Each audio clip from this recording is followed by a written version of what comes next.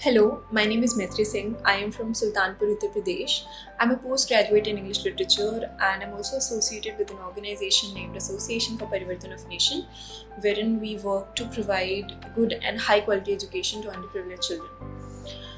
In this fellowship, during my first month of rural immersion, I worked on exploring the implementational gaps in the Manrega scheme in Barabanki through the digital lens. However, the main project that I work on concerns the economic diversification of the coal-dependent districts in Jharkhand, especially Bokaro and Ramgarh. And there I worked on implementing and monitoring the project on field.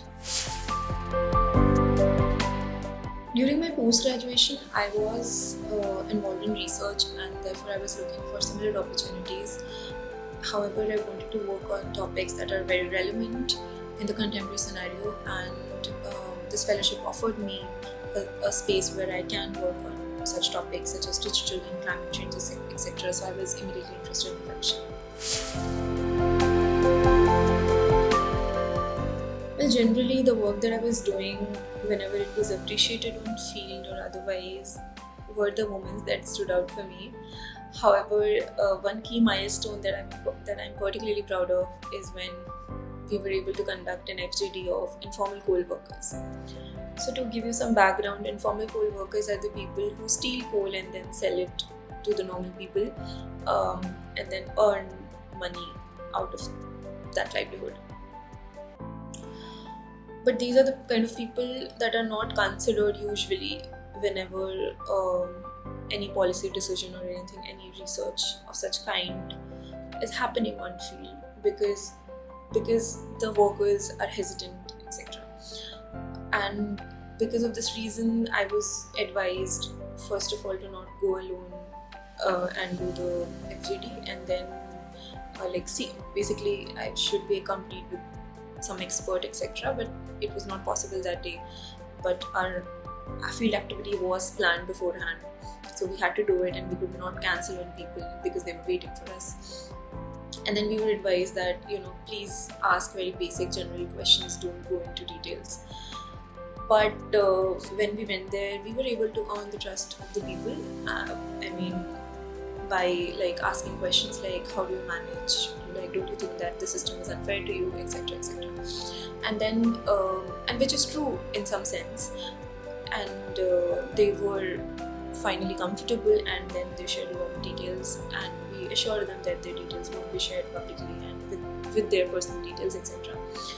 So the FGD went really well, and the team was really proud that we were able to do it because it was a tricky FGD. So yeah, that is something that I'm particularly proud of. The biggest challenges in my project involved convincing people to participate in the study, because coal is a very sensitive topic in Jharkhand. Most of the households and enterprises are dependent on coal, so questions concerning coal phase down were tricky, and we wanted to put it in a manner where they're not afraid for their future. So those questions were a little sensitive and tricky to ask. So we had to retrain surveyors, etc. That how to be sensitive, how to not put it in a way where people are concerned or they immediately fear what will happen to their livelihood, etc. And because coal also involved a lot of corruption, etc. So again, asking questions related to coal people did not want to answer them in specific areas that are very politically dominant. Secondly, migration is also another sensitive topic in Jharkhand because Jharkhand shares the borders with Bihar, and from there a lot of migrants come and settle in Jharkhand and call it their home. So migration related questions were seen in a way where we're asking questions to evacuate them out of their homeland, so which was not the case, but and we had to finally convince people. The challenge was not to convince them, the challenge was how often we had to convince them, because it was a large study.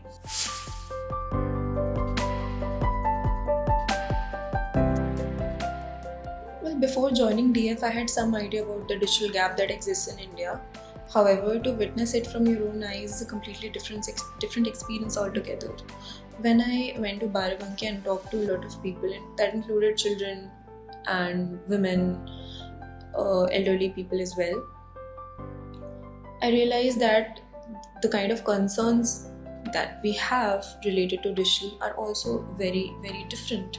For example, if in metro cities our concerns are digital rights, data protection, privacy, in the villages the concern starts from simply not having a phone, not being able to contact your family or your friends during critical times, or not being aware of the schemes or scholarships that are specifically designed for you. So, the gap was huge, and the internet accessibility is also a problem. Not having proper network in a lot of areas is also an issue. And secondly, while I was in Jharkhand and I was working on the Cool project, there we included a set of questions related to digital in our study and found that a large population believes that digital can be a medium of alternate livelihood. So that was a very interesting output from our study, and all of that did kind of sort of evolved my understanding of the digital ecosystem in India.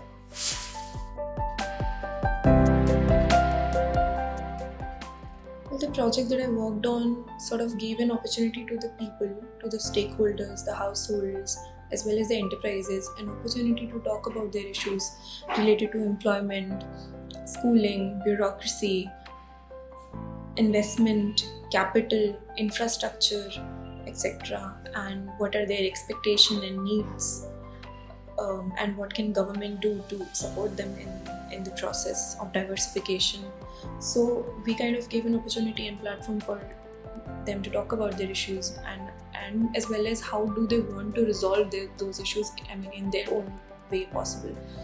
And on a larger level, however, I think we are doing a study that will also inspire a lot of other coming studies in India, and will probably shape the future of just transition in India, because one of the phases of the study was doing an enterprise survey, which was conducted in India for the very first time and in the world for the second time.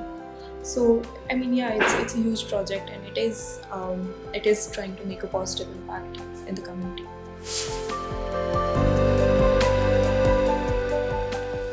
Well, I think on a personal level, it taught me a lot of self-confidence, crisis management, as well as patience, a lot of patience. And on a professional level, it made me realize that I want to continue working in the development sector, the social sector, and because I realized my privileges as well as my skills. So therefore, how can I use my skills to resolve the issues or work on the issues that I find concerning? That is one of the most valuable things I realized during the fellowship.